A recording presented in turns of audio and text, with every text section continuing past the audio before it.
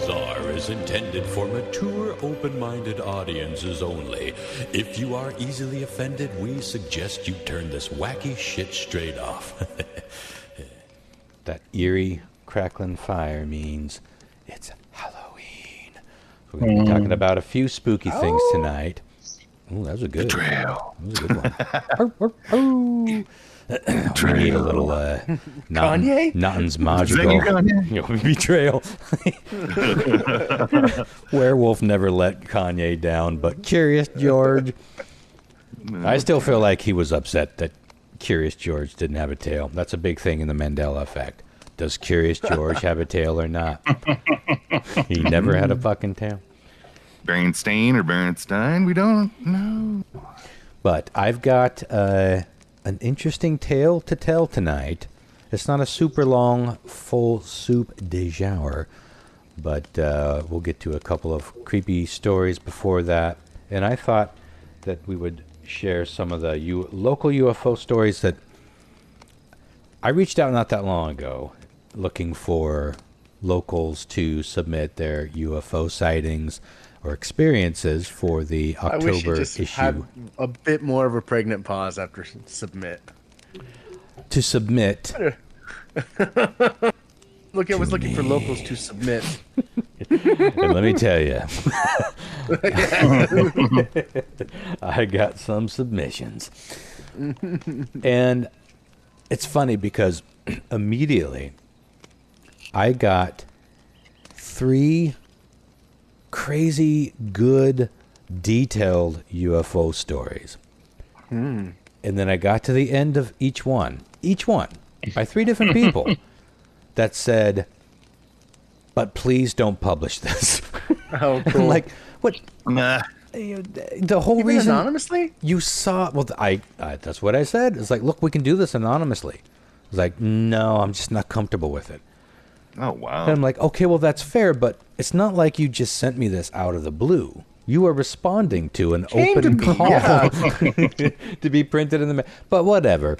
I did feel privileged to see their stories, and one of them is kind of close to something that I experienced. Is talking about it on a podcast different than publishing it in a magazine? Mm-hmm. I would say, well, yes and no. No. I'm not a journalist, but I do have some journalistic integrity.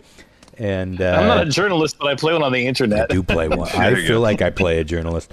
But, you know, I just like, God, I don't know why they didn't want to share, but they still shared. We had this situation, you might remember back in the day when we used to do call-outs for these kinds of stories all the time on Tales from the Space Pod.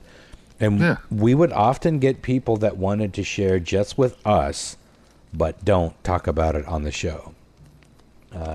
I never understood that, but I think it's just a thing where people know that maybe they felt like it was a safe space to share and get it out their chest, but they weren't comfortable with even just hearing it being told on a show that they listen to. I don't know. I don't get it, but it is what it is, and I'm certainly not going to push the...